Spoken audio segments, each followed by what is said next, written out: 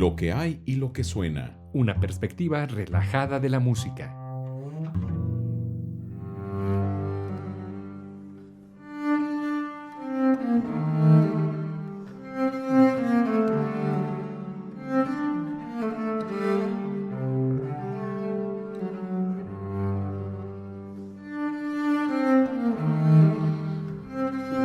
Muy buenos días, amigas y amigos. Bienvenidos a una emisión más de Lo que hay y lo que suena.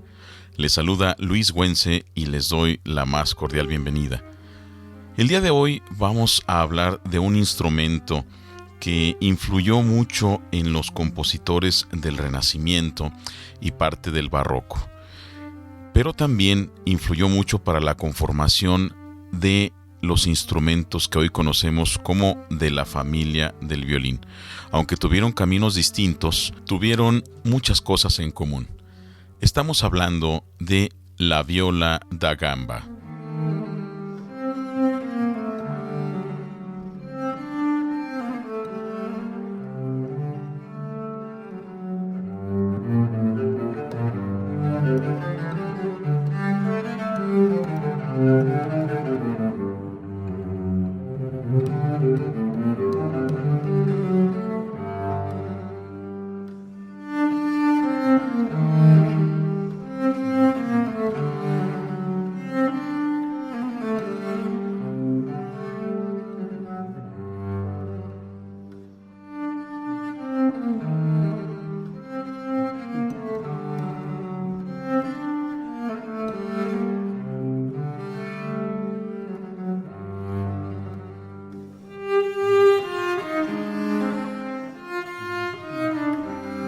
La viola da gamba es un instrumento de cuerda frotada que, visto desde nuestra época, es muy antiguo.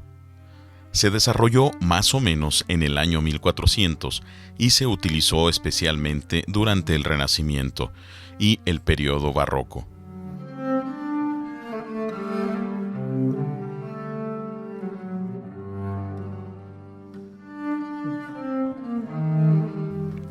Aunque se parece a los instrumentos de la familia del violín, la viola da gamba tiene otro origen y presenta una estructura diferente. La forma de tomar la viola es poniéndola entre las rodillas o entre las piernas, sin que toque el suelo, como lo hace el violonchelo a través de una espiga. Por eso se le llama así viola da gamba o, traducida al español, viola de pierna.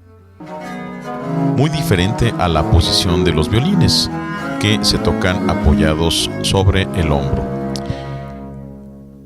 La viola, que pertenece a la familia del violín, la viola moderna, me refiero, solamente adopta el nombre de esta familia de las violas da gamba, pero para distinguirla en un principio se le llamó viola da braccio, es decir, viola de brazo, para distinguir a las violas da gamba, las violas de pierna. Los instrumentos que conservaron una forma similar a la manera en la que se tañen los instrumentos de la familia de la viola da gamba es el violonchelo por su tamaño, pero a diferencia de las anteriores, el violonchelo sí toca el piso con la espiga. Y el contrabajo, pero el contrabajo, pese a que ya se le encuadra dentro de la familia del violín, es el único que procede directamente de la familia de las violas da gamba, conservando su afinación similar a como la tenían estos instrumentos y también la forma de su caja.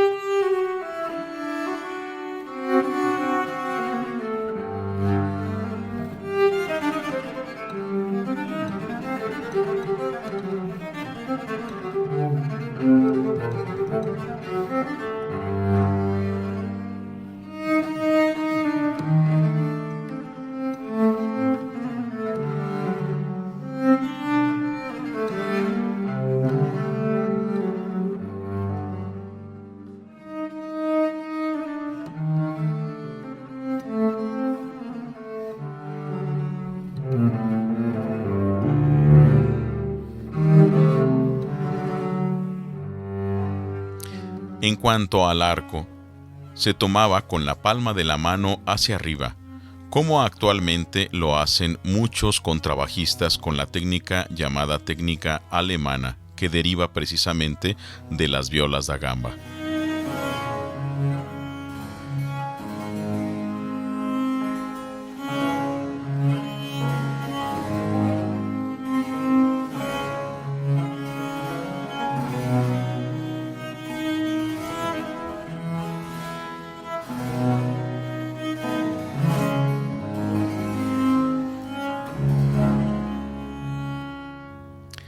La historia de la viola da gamba comienza en España, en el siglo XV. En esos tiempos, los músicos utilizaban el arco de un instrumento de origen africano llamado rabab. Curiosamente, el rabab era mucho más parecido a un instrumento de cuerda pulsada. De hecho, se tomaba igual que una guitarra y se deslizaba el arco en forma vertical. Por esa razón, la viola da gamba está más relacionada con la guitarra española que con el violín. Esta primera versión de la viola da gamba se llama vihuela d'arco.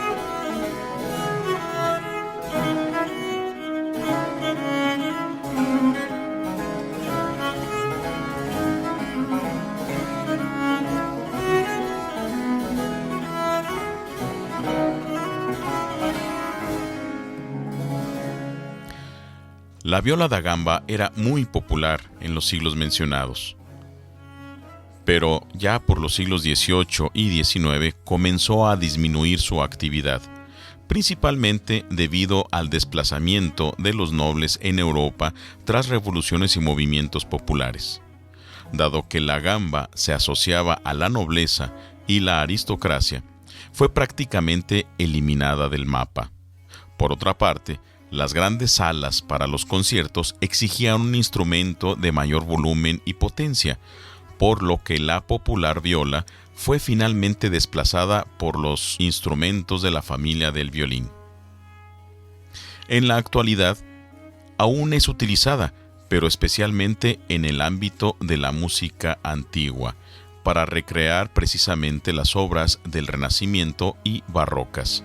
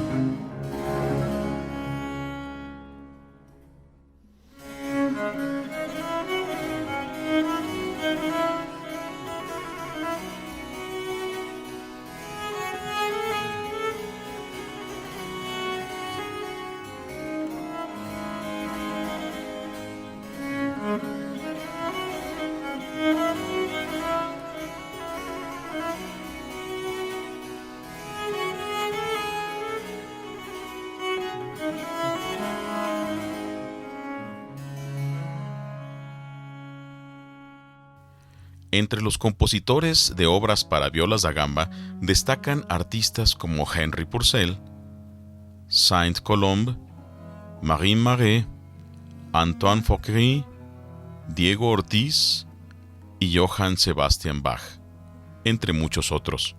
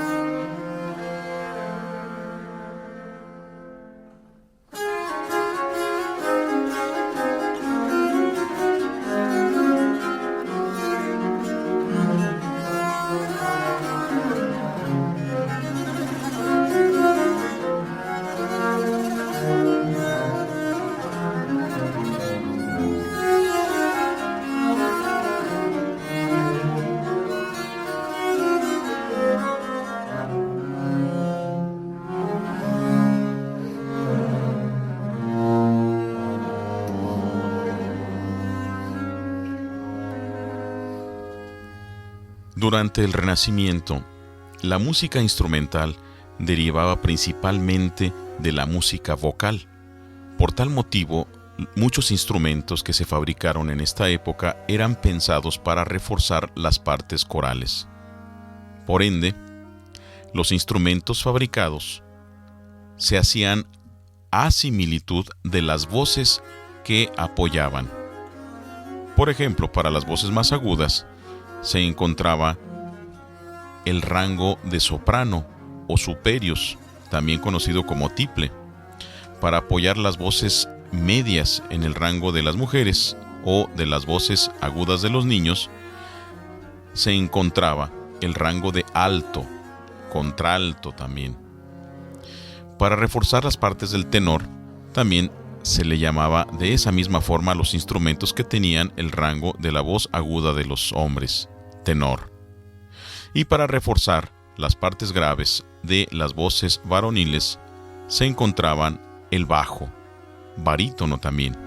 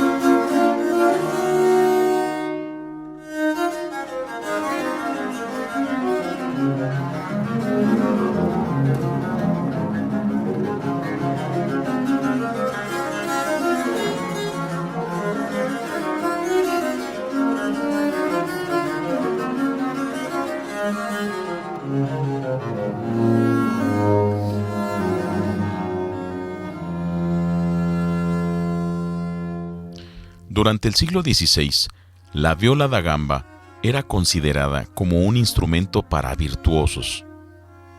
Se introdujo a Inglaterra a comienzos del siglo XVII. En la tradición francesa tuvo mayor auge hasta comienzos del siglo XVIII, en el que Monsieur de Saint-Colombe introduce la séptima cuerda y también usa por primera vez cuerdas entronchadas en metal para las cuerdas graves. Hay que recordar que las cuerdas para estos instrumentos eran hechas de tripa.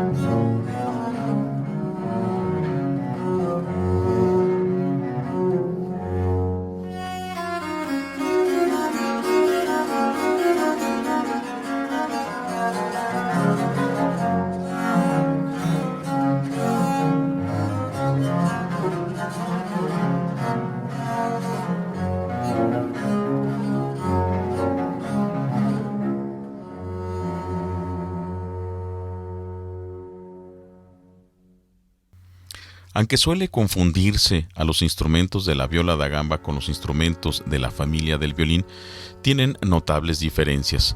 Por ejemplo, las bocas de los instrumentos, es decir, por donde sale el sonido que reverbera dentro de su caja, en el caso de las violas da gamba eran en forma de letra C y en el caso de la familia del violín son en forma de letra F. El diapasón, es decir, por donde los dedos van a pulsar las diferentes posiciones para conseguir los tonos distintos, tenían trastes o divisiones en la familia de las violas da gamba. Y en el caso de los violines y su familia, era completamente liso.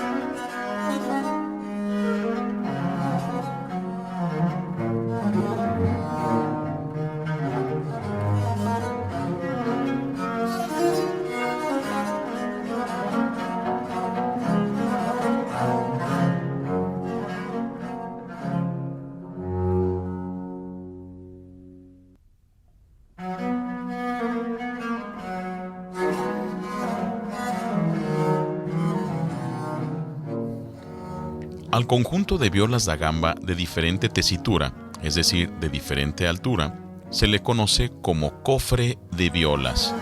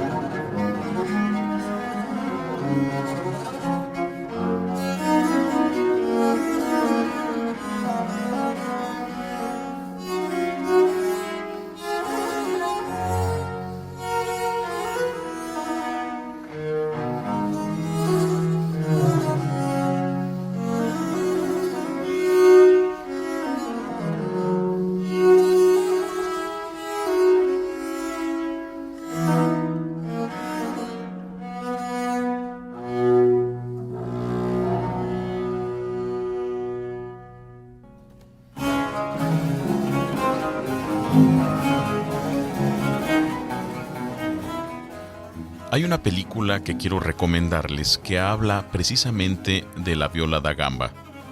Se titula Todas las mañanas del mundo, de Alain Corneau, que relata algunos pasajes de la historia de este gran compositor para la viola da gamba, Monsieur de Saint-Colombe, interpretado ni más ni menos que por Gérard Depardieu.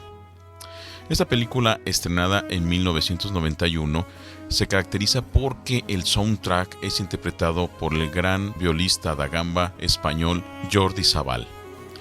Todas las mañanas del mundo.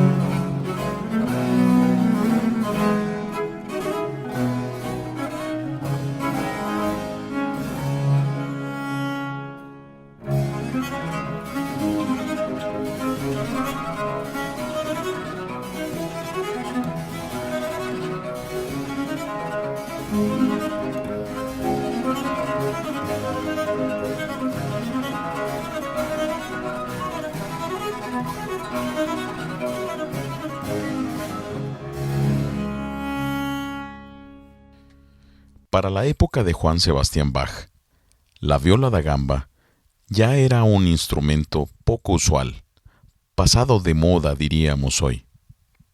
Pese a ello, le dedicó algunas de sus obras más importantes, entre ellas el Concierto 6 de Brandenburgo y los tríos sonata para viola da gamba y clavecín. Y justamente con el cuarto movimiento del trío sonata en sol mayor para viola da gamba y clavecín, me despido de ustedes, esperando que hayan disfrutado la sonoridad de este gran instrumento, la viola da gamba. Soy Luis Güense y esto fue Lo que hay y lo que suena. Hasta la próxima.